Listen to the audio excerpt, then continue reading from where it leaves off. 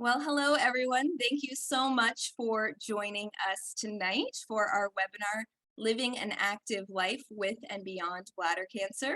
I'm Teresa Blondin. I'm the National Volunteer and Program Manager at Bladder Cancer Canada. I'd also like to introduce my colleague on the call today. We have Chesa Boshoff, our National Development Manager. Education is a pillar of Bladder Cancer Canada's mission, and in tonight's session, you'll learn about the benefits of physical activity for individuals living with and beyond bladder cancer, tips for becoming and staying active, and resources available to support your active living. This session is presented by the principal investigator of the EXCEL study, Exercise for Cancer to Enhance Living Well. The EXCEL study delivers a free 12-week exercise program to people living with and beyond cancer in rural and remote areas across Canada, with programs tailored to each participant's unique needs. In addition to this webinar, Bladder Cancer Canada is currently working on a guidebook for healthy living that will cover tips and tools for diet and exercise for people living with bladder cancer, and we hope to release this guidebook later this year. Please remember that webinars contain content intended for the sole purpose of information sharing and should not be considered medical advice. Always talk to your doctor and urologist about what is best for you. So now I'm honored to introduce our presenter for the night. Dr. Nicole Culos-Reed is a professor in the Faculty of Kinesiology at the University of Calgary, as well as the director in the Health and Wellness Lab and Thrive Center, and the EXCEL principal investigator. So now I will pass it over to you, Dr. Culos-Reed. Thank you so much for being here. Thank you very much for having me. I'm going to jump right into it and talk about the role of physical activity, movement, or exercise in living well with and beyond bladder cancer. Before I get started, I do want to acknowledge that here in Calgary, I live and work on the traditional territories of the Blackfoot and the people of the Treaty 7 region in southern Alberta. The city of Calgary is also home to Métis Nation of Alberta, Region 3. And one conflict of interest disclosure, some of the resources that I'm going to share with you tonight are through my educational training company, Thrive Health Services, of which I am the co-founder. This is an online education training company in exercise oncology that provides the training as well for our fitness professionals within the EXCEL network. So tonight I'm going to share with you some of the evidence. And as you're going to see, there is not as much specifically in bladder cancer, but it's growing. But really what I want to then address is how do we take what we know and move that to practice? Because I think if you're on the call tonight, maybe exercise is new to you, maybe you've always done it, but most of us know that exercise is good for us, right? As long as we are engaging in it safely, it's really all the side effects of it are good things. Unlike when we look at other therapies and drug therapies in particular, there's often those side effects where it's listed as negative, negative, negative. So the side effects of exercise are positive. And so really, even if we're just building the evidence, especially in bladder cancer, how can we move what we have to practice? And I'm going to show you what we have as starters and these exercise guidelines. Then I'm going to move into some of our more educational resources, support for exercise behavior change, what we call behavior change skill building. And then finally, the EXCEL study, an opportunity for anyone, no matter where you are across Canada, to potentially access that free 12-week study that you just heard about in the introduction. So before we get started, just to situate us, I'm going to be talking both about physical activity, which is all the movement you do in your day. So taking the stairs, walking a bit further from parking to getting into a building, up and down in your home, housework, it could be occupational work if you're moving, right? That's all your physical activity. Exercise is a subset of physical activity that is done really for more structured purposes of achieving health benefits, whether that is mental well-being benefits, physical well-being benefits, or other psychosocial benefits. So before I show you some of the evidence and the guidelines, I really want to really hammer home a key point that all movement is beneficial. So even if you're getting 5 minutes a day, that's better than 0 minutes. You're going to see guidelines, but movements less than it, mild physical activities. I'm a big proponent of yoga, and as a yoga researcher, I think there's a lot that gentle stretching can provide for our bodies and our well-being. So with that being said, I'm going to share the evidence, and most of it is structured exercise programs, but just keep in mind that the key message is really all movement is beneficial, and the more you can add in to your activities of daily living, the better. And so just to give you an idea, I've got a bunch of screenshots here of different reviews in recent years. All of this evidence, really thousands of well-conducted studies, show the potential benefits of exercise, and in particular, that it's both safe and beneficial for all individuals living with cancer from pre-treatment, from diagnosis kind of onward, but before treatment even begins, through to living well with advanced cancer. Most of the research that has been done is usually in either the treatment, so people that are actively on treatment, or into those early post-treatment phases. We do a little bit less kind of at both ends of the continuum, but really that's where a lot of the research is starting to build. So from the point of diagnosis onward, rehabilitation studies, through to now that individuals may be living with an advanced cancer for a longer period of time, how do we enhance quality of life using exercise during that period? So the goals may change for how we use exercise or what we are delivering across the continuum, but across the board, it's safe and it is potentially beneficial. So in terms of the benefits, we've taken and made this table that's really a summary from what you're going to see in a few minutes, our exercise guidelines. And so you can see here a number of outcomes listed, ranging from mental health outcomes to functional outcomes to symptom management, and then levels of evidence. Strong evidence, so you have a lot of studies and consistent findings in the benefits of it. Moderate evidence, so less studies, but generally you're seeing that we've got consistent evidence. And then inconclusive, so things like the value of exercise for cognitive function, for falls, for nausea, for pain, other symptoms or other side effects. Now, just because it's inconclusive does not mean that exercise is not potentially beneficial. The inconclusive rating is really because we're only starting to look at some of these outcomes. So we don't have the sheer number of studies to be really sure of and be able to provide strong recommendations for the value of exercise. So as the evidence grows, you will start to see things like the value of exercise for pain, the value of exercise for cardiotoxic side effects of treatment move into the moderate, and then hopefully the strong evidence as we have more of those outcomes studied in high quality trials. Now, specifically to bladder cancer, not as much research to date. It's a smaller population spread out across the country, so it's often hard to get the numbers into some of the studies.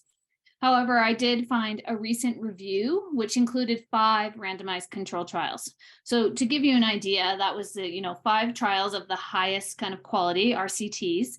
In breast cancer, we'd have hundreds of RCTs, right? In prostate cancer, hundreds as well. So you can see that there's this big gap between some of the types of cancers that we studied, and then therefore our knowledge for what cancer can do. But you can see here, based on the 5 reviews, which was a total of 317 participants, and there were studies looking at both before and after surgery exercise interventions, and you can see the outcomes. So really positive outcomes in terms of effects on physical fitness, quality of life, strength, and activities of daily living. So these were the types of things studied. And again, just because one outcome's not on there doesn't mean then that exercise isn't good for it. We just don't have the evidence. We don't have the knowledge yet. There's also been some work done on reviewing where exercise fits in follow-up care after surgery for bladder cancer. And so a lot of this evidence just starting to grow, a couple of studies, but we know it can enhance exercise in general is a large part of many enhanced recovery after surgery or ERAS protocols. And so using exercise, starting with movement, mobility after surgery, which we know is absolutely essential for well-being and recovery after surgery, to the more structured exercise and different maybe really even rehab focused exercise to improve quality of life and physical function in particular. So more and more evidence coming out on the value across different needs in bladder cancer. And then interestingly, looking up kind of work that is just starting to come out, there are 2 protocols. And so these are ongoing trials. The Canmore, which I thought was an interesting name given I'm in Calgary, and if you know Alberta at all, Canmore is just down the road from us. But the Canmore trial, which has nothing to do with that city, but evaluating the effects of exercise intervention. in a randomized control trial. So that's really your highest standard or highest quality of research showing if exercise compared to a control group results in benefits. So the Canmore trial is going to recruit 60 into each arm. So 60 people will get exercise, 60 will get the weightless control. Those who get exercise are going to get a couple classes a week over, I think this one was 12 weeks. And so they'll be able to really look at the potential benefits after surgery. The second study that is ongoing, so this was a pilot trial looking at promoting physical activity in bladder cancer survivors. This one, a much smaller trial. So again, an RCT, only 15 in each group this time. So 15 get exercise compared to 15 who don't. And this one's a home-based trial. So really speaks to the need and tailoring to meet the unique needs of individuals. And many individuals will report they would like to have something that's easily accessible and they can maybe do from the comfort of their own home. So it'll be interesting to see for safety and then achieving potential benefits how this Cadence pilot trial comes out. But you can see both of these published in the last couple of years. Given the small sample sizes in bladder cancer, it may take a while for us to actually see the results, but it's good to see kind of more work focused specifically on this patient population.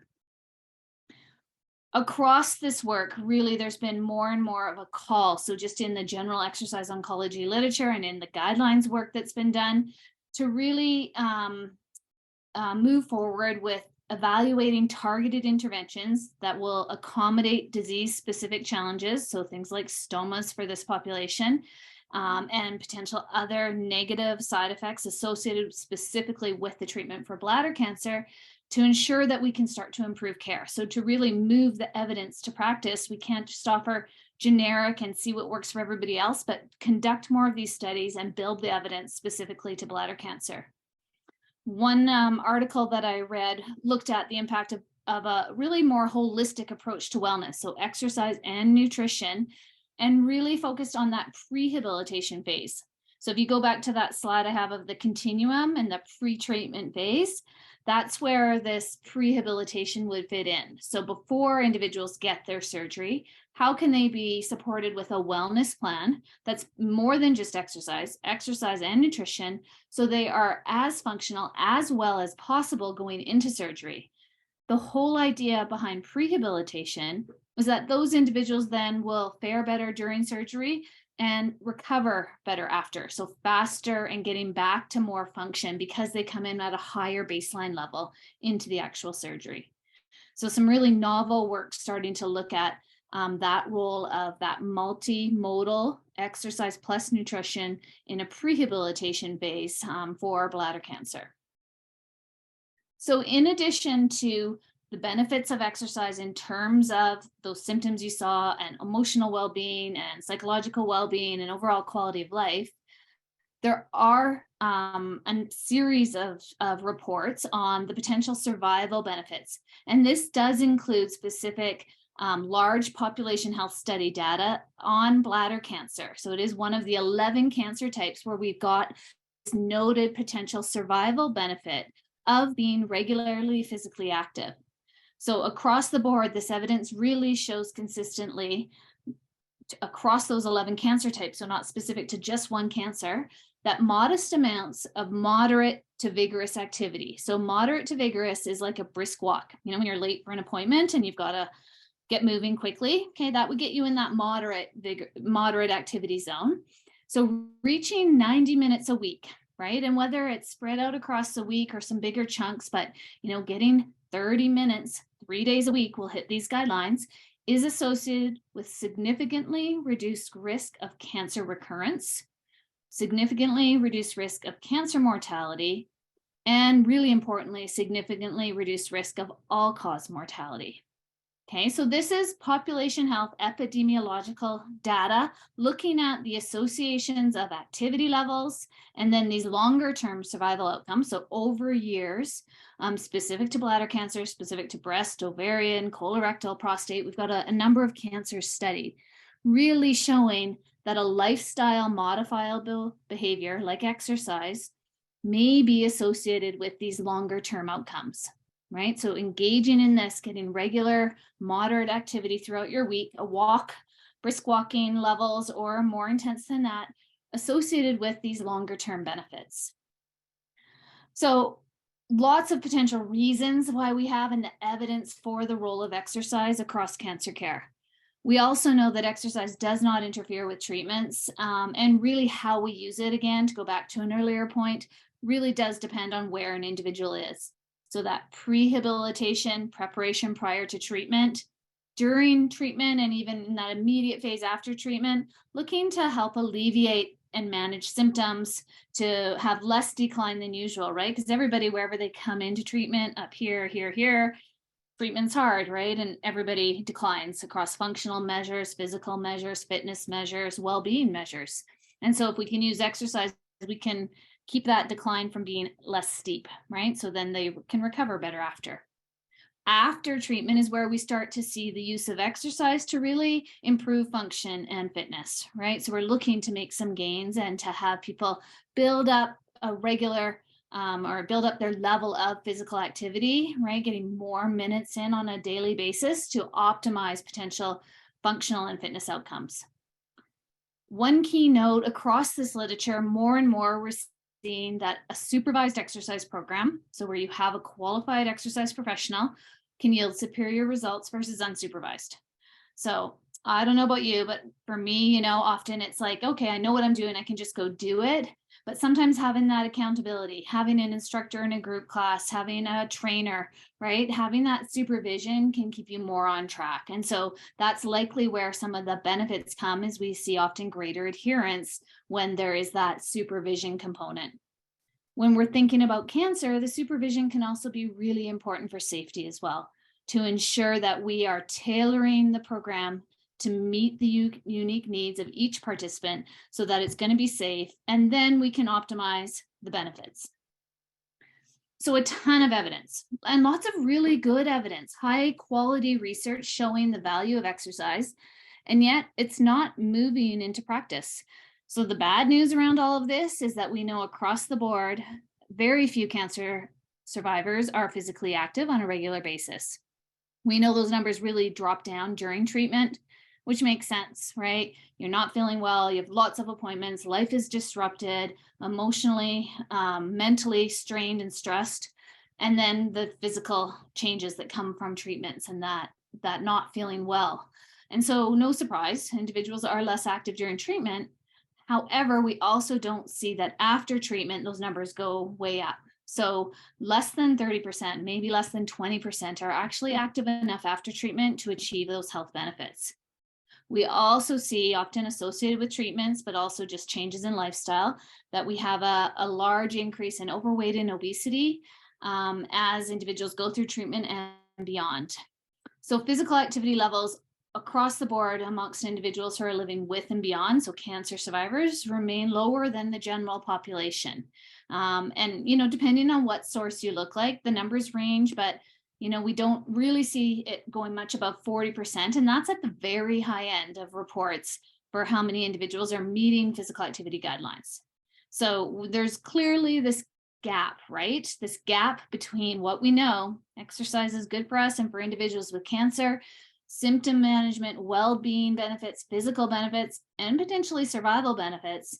And yet we're not seeing that integrated into cancer care and then resulting in individuals achieving those guidelines or being supported to have the resources to move that. I know exercise is good for me, and now I'm going to start moving more. So there's huge gap there. So the first part to start to address that gap, to move more people from not being active to being active, is by providing these cancer and exercise specific guidelines. So if you're familiar with exercise guidelines, you might have seen or heard of Canada's physical activity guidelines. And these are very similar, except these ones are built on the best evidence across cancer-specific studies.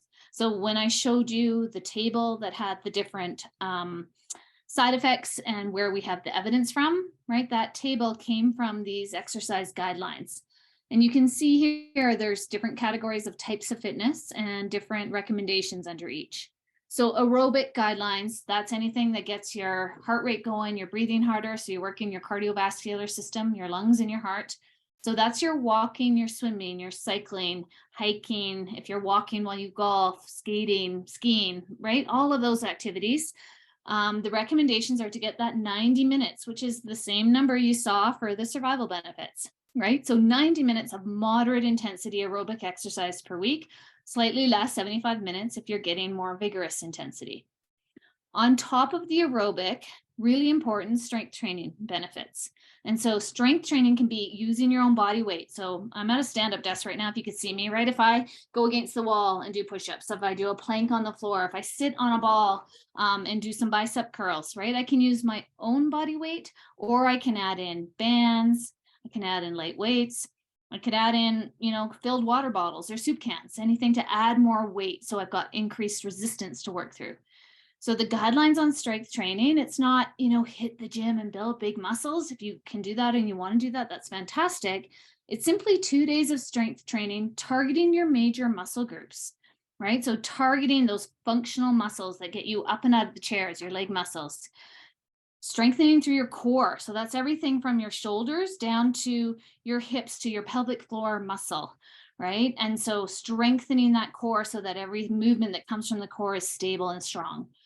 Strengthening your upper back muscles, right? Really functional for maintaining good posture, for being able to do activities of daily living, reaching and carrying things. So that's the types of strength-based activities. And the guidelines, again, are 2 days. And then the guidelines are flexibility training on most days of the week. So that's stretching. And I always tell individuals, on a day when you're tired, you've been busy, you just cannot get in more minutes or more structure, simply stretch, right? And it can be as simple as, while you're listening to this talk, if you're sitting in a chair, scan your body. So start from the top of your head, and you can start with some neck stretches. Most of us carry tension when we're stressed or tired up through our neck. So simply then starting to roll through your shoulders, right? And then scanning through your body so you can reach side to side. If you're sitting in a chair, you can stretch your leg out front, point and flex your toe, right? You can put your leg behind you and push your hip forward. So, I'm moving here. You can't fully see my entire body, but simply move, right? Scan your body, see where you might be holding tension, and then just stretch. A great one, and I'm going to encourage you all to do it right now with me, is open through your chest, right? As soon as we open through our chest, we're opening up across our lungs. So you can take a full deep breath right from here, right? And that feels really great, especially if you've been driving, if you are sitting at a desk, if you're at your computer all day working, we tend to round out and hunch through our shoulders. So simply sitting up tall, rolling it out and opening through your chest, an ideal stretch. And it gives you that little bit of energy simply because you're opening up through here and you can take that fuller, deeper breath. So those are the exercise guidelines. There's a couple key statements that are also made. The first one is that the evidence clearly shows exercise can be safe and feasible during treatment.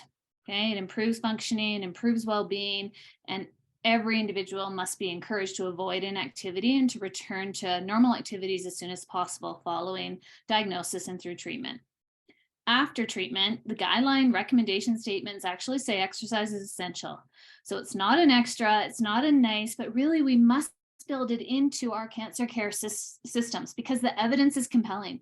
There is no downside to engaging in exercise. That is this last point, safe for you, which means you've been screened before you start, and that any unique needs you have, whether it's due to symptom management, side effects from surgery or other treatments, that the exercise can be tailored to meet your needs. And that is, if exercise is new to you, that's really the beauty of exercise, is that for everybody, for every individual, we can absolutely tailor exercise to make sure it fits for you. So when I'm doing a squat, when somebody else is doing a squat, it can look different. We can modify it to be a chair squat, to be a wall squat, to be a full squat, to use a ball squat, right? There's so many ways we can modify exercise so that it can be safe. And if it's safe and you can engage in it, you'll achieve benefits from doing that movement. So that's the first step in that gap, right? So exercise is good for us. We know it. We've got lots of evidence. We now have guidelines that give you some structure. Guidelines are great, but if we only do guidelines, if our way of integrating exercise into cancer care is like, here's a guideline, I'm sure you've all been through the system and you get paper and pamphlet and brochure after brochure. If that's all we do, we're not going to help you change your behavior. So the next step is really thinking about exercise oncology resources. And so supporting exercise is really about supporting exercise behavior change, because that's what we're asking you to do. We're asking you to move more. And so if you're getting exercise, that's great, but you can start really low and progress slow. So even the guidelines at moderate to vigorous, if your walk is a mild walk or you're going to engage in stretching and that's how you start to build your routine, that's perfect. And don't let anybody tell you it's not, because it is absolutely okay to start there. And then as you start to recover, as you build up your fitness, you can start to add in a little bit more and see where that gets you. Ultimately, number 2 point here is listen to your body, because you're the best expert. So what you are feeling has to be the first thing you take into account. And if you start an exercise program, the second thing is you listen to the qualified exercise professional who's there to support you.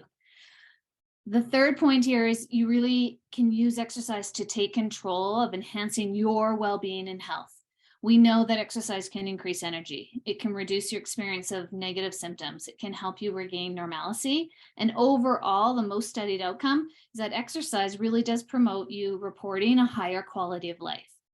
So to get there, to support exercise behavior change, it's about helping you build the self-regulatory skills, the behavior change skills that will allow you to be successful at building an exercise habit. So the common strategies that we talk about are the ones you can see here. And I'm just going to briefly go into some of these, but all really key. So education like tonight is part of starting to build your skill set, your awareness around the role of exercise. Lots of different things. Education is a huge one for us. And it's really where we start, whether it's a webinar like this, or as you can see here, we have a whole wellness manual. And so there is a comprehensive wellness guide, and this isn't specific to bladder cancer, but it is around how does anybody living with and beyond cancer really integrate aspects of wellness, from eating well to getting sleep to exercising. And so you can go and download this for free. It's on our Thrive Health Services website under the Thriver section. So you can go there and see that. But it's an excellent resource to start your behavior change, to give you some information that may help support decision making as to what you would like to do.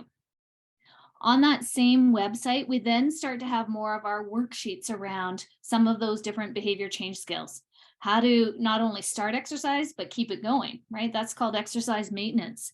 And we know for many individuals, they'll get started with exercise, but they don't necessarily keep going, right? Think of New Year's resolutioners. Think of any habit you try to change. Often you're gung-ho and you start, and then it stalls. And so we've got some tips there that you can think about and work through and plan for to really increase your likelihood of reaching exercise maintenance. We have social support worksheets. So that the number one predictor of people getting to maintenance is actually having the social support to do it. Whether it's a group, a class you go to, whether it's a walking partner, whether it's somebody you're accountable to in your life, right? Building social support is key. Okay. And then a big one is addressing the elephant in the room often, right? There's lots of reasons people don't engage in exercise, from I don't like it to I don't know what's safe for me to I really don't have time. Time's the number one barrier for most individuals. I don't have the confidence. I don't really know what I'm doing. And many of these are known to be very common barriers to engaging in physical activity, to becoming an exerciser. And so to start to address those barriers, one of the very best behavior change skills for you to practice is to set some goals, right? And when we talk of goals, sometimes people go, okay, yeah, my goal is to become an exerciser, or my goal is to start walking regularly. And those are great goals. You can absolutely write those goals down. But then I would encourage you to take those goals and really start to break them down and make them what we call SMART goals. So shorter term goals that are very, very specific. So you want to become an exerciser? Well, what exactly? Or you want to start walking regularly? So how often and for how long, right? Really specific goals. Make it measurable. What is your goal? Is it minutes? Is it number of steps per day? Is it number of sessions you do per week? What is your actual measure of that goal so you know if you reached it or not? Make a goal that's challenging, but something that's achievable. Because the way goals work and goal setting as a behavior change tool works is that it should motivate you. And so if you never reach a goal, if it's so challenging that it's just too hard, that's actually going to probably not motivate you, right? It gets frustrating. Oh, I can't do it. And that's when we quit a behavior change.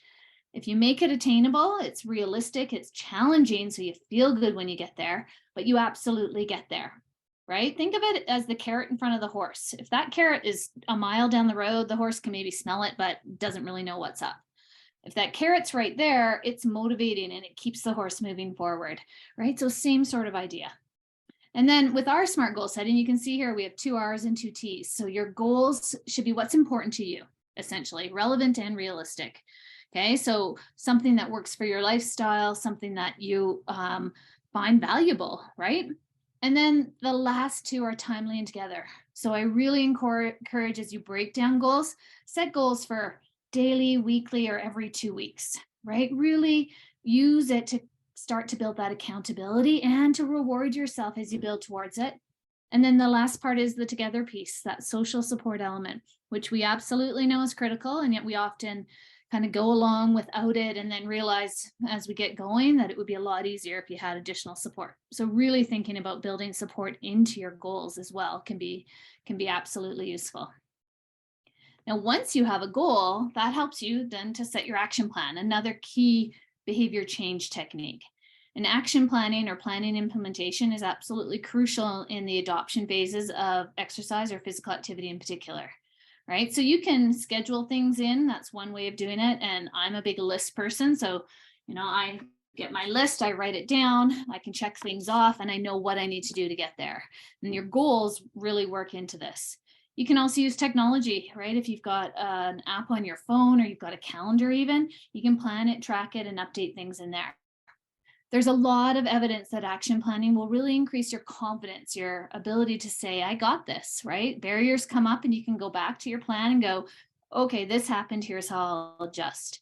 And you can start to work in that feedback and reward system as you build out those action plans. The next big one, and it really builds, so each of these skills builds on each other. They're really not as useful on their own, but you've got your goals and then you build your action plan. And then, okay, as you build it, schedule it in. We often will print these off for participants in our programs. They get a weekly calendar, 1 week printed out for each week they're in our program. Not only do they write in on the calendar what they're going to do, so they may have with us their structured class, and then, okay, I'm going to get 3 10-minute walks on other days. Right? But we also encourage them to write down some other things, as you can see here by these prompts. So what do they enjoy doing, right? We are much more likely to build a habit of being regularly physically active or to see ourselves as an exerciser if we're doing something we like, right? Really hard to commit to doing something over and over and over again that we detest. So how do you make it something you enjoy, even if movement, physical activity isn't natural for you, right?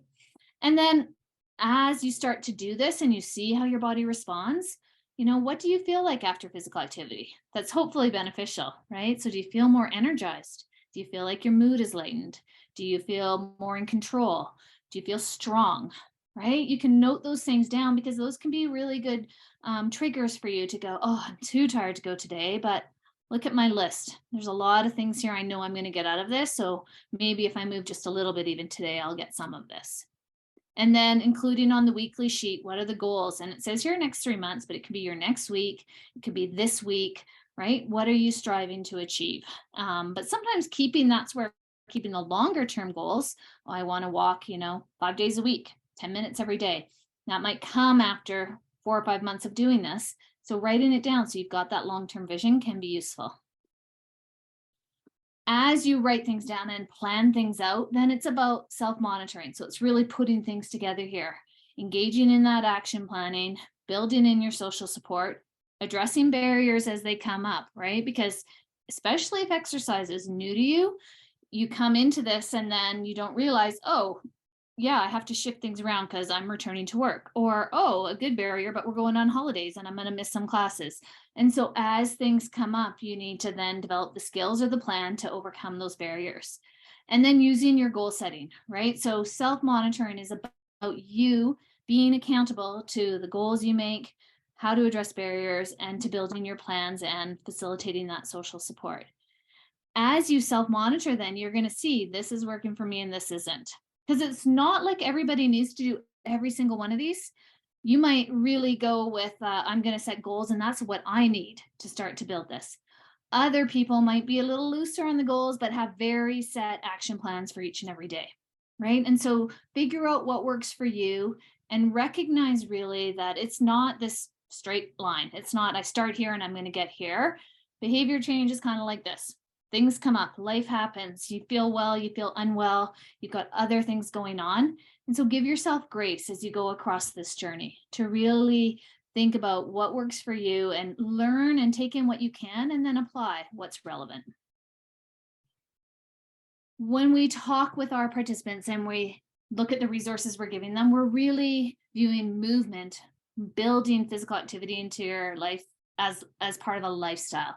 So we're really getting people to start to identify with being a mover or being able to say, I'm now an exerciser, right? So find your motivation in what you enjoy, commit to progress by using goals, make it fun and social, right? So connect with others. That's often the part that makes it fun for people. Acknowledge that it's hard.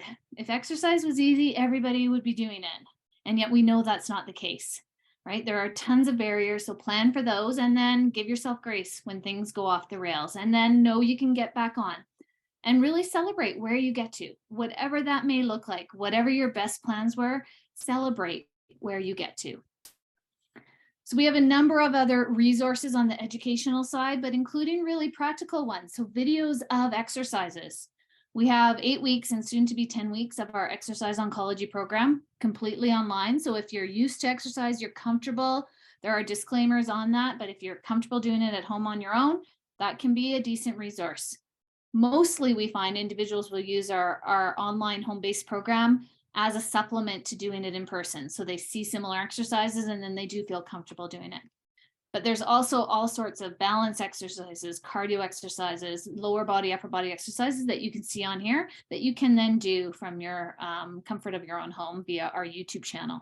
So that link is on our University of Calgary website, thriveforcancersurvivors.com.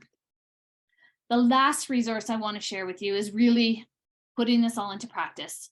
And that's the study you heard at the start, the Excel study, Exercise for Cancer to Enhance Living Well, which is funded, as you can see here, by CIHR, CCS, and ACF here in Alberta. Excel is for all individuals living with and beyond cancer who are outside of major urban centers. So that's really the key for this one. Most of the exercise oncology, the research I showed you, where the evidence has come from, is targeting individuals in cities where there are the major hospitals and our academic institutions. So we're really trying to build a network beyond that urban center. We do have some people in more urban settings joining us if there are 0 exercise oncology resources there. Okay, so there is that ability to participate. But Excel is for all individuals, adults, 18 and older. It says here in English, but come this fall, we're going to have our first programs in French as well. Pre, on, or up to at least 3 years post-treatment. Ability to participate in low to moderate activity, and that's based on screening. So we make sure it's safe for you to come in. And because we are targeting rural remote across Canada, the vast majority, other than the East Coast really, of our programs are offered online. So same platform as this, they're on Zoom. Difference with this one tonight and our Excel program is that your cameras are on, and that's for safety. So safety is really our first thing. And so Excel, as part of a research study, is about being screened by our clinical exercise physiologist and then medical clearance if we need to.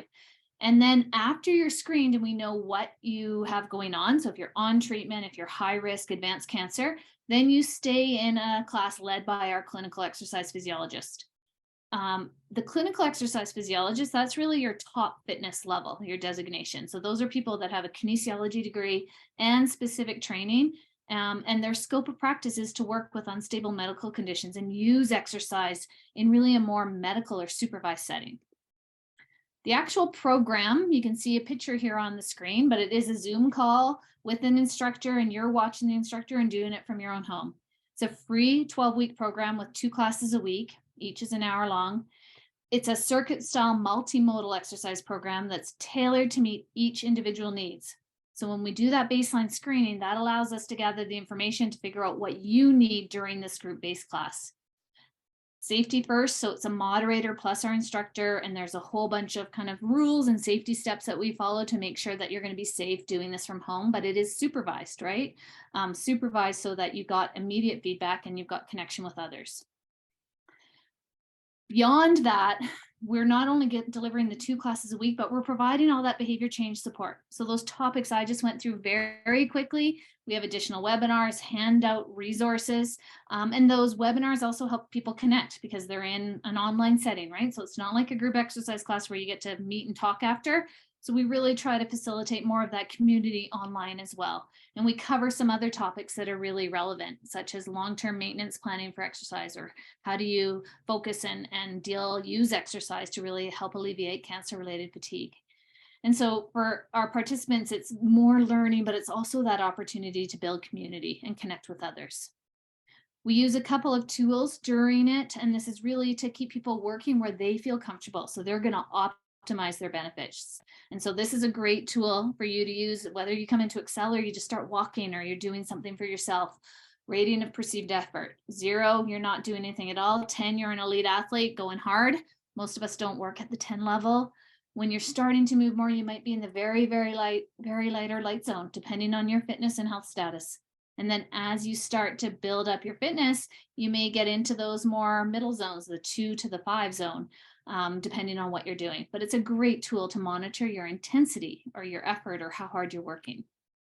And then we also use these fatigue and energy thermometers. They're an excellent tool to, again, monitor so that as you start to exercise, if exercise is new for you, or as you come back to exercise, if you've had a break due to treatment, that you can really monitor the potential benefits for your energy and fatigue, right? So many people will come into a class tired and want to not be there, but what we see during exercise is that the tiredness goes down and the energy goes up. So that's what we're looking for every time someone engages in movement.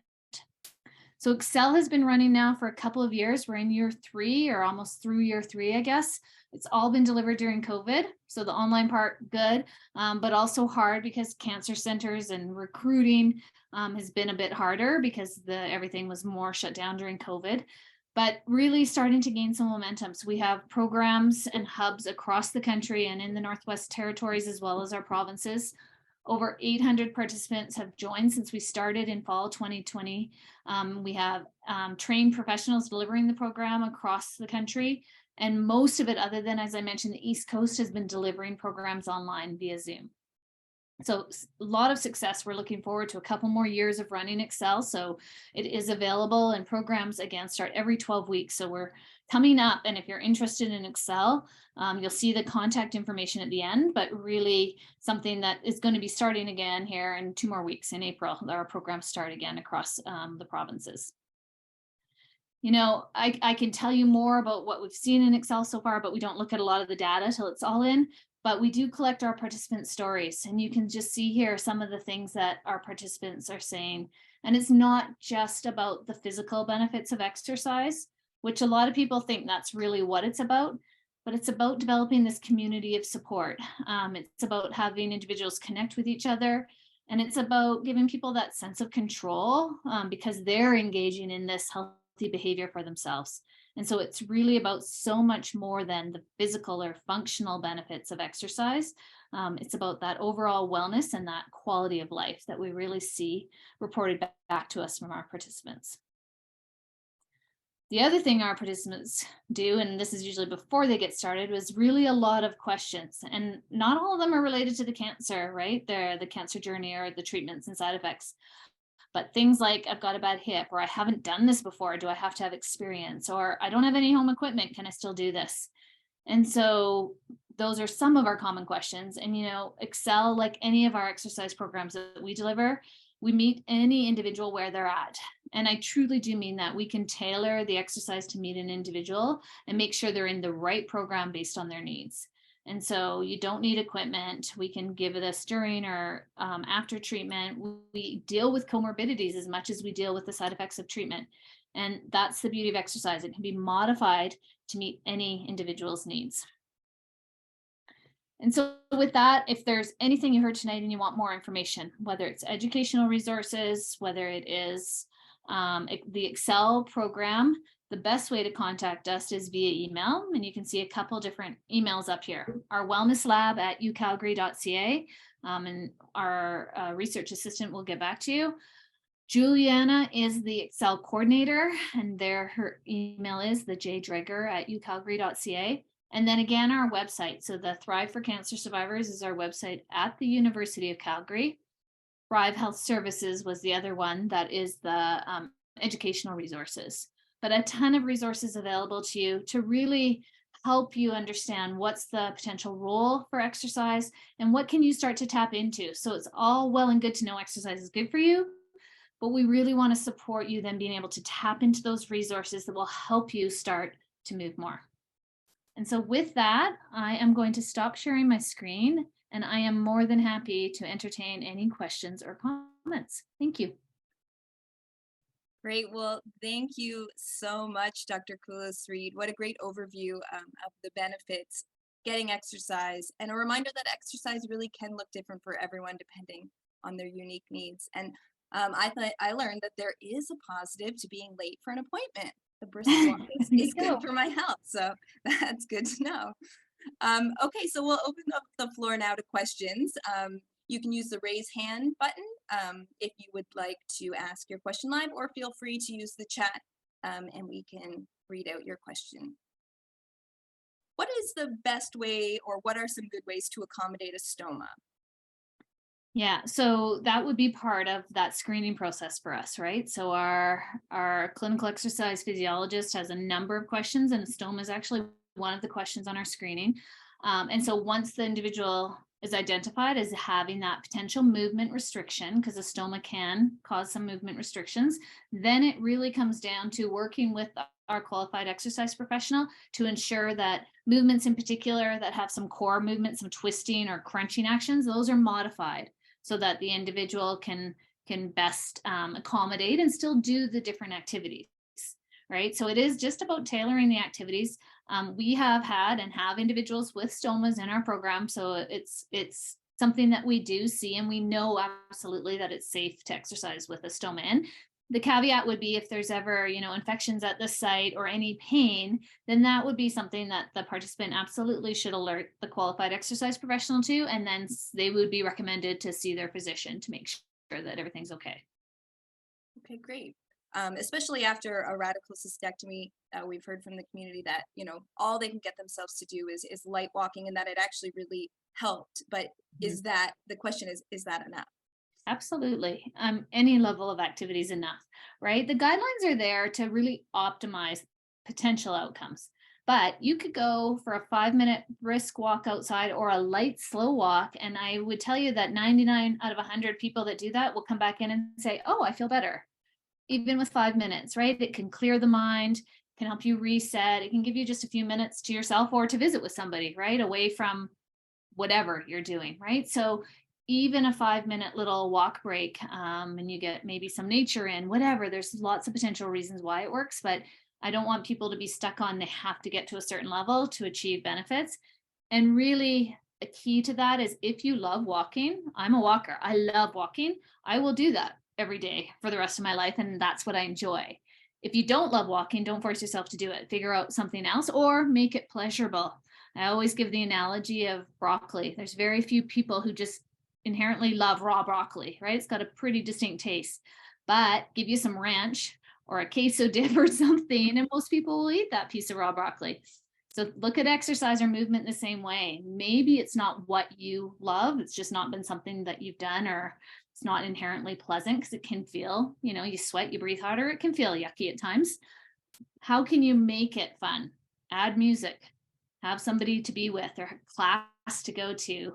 If you've got one of our instructors are all so well trained, but they also make it fun. They'll be telling jokes, they'll be connecting with people, right? So it's about that environment more so than it is the actual exercise.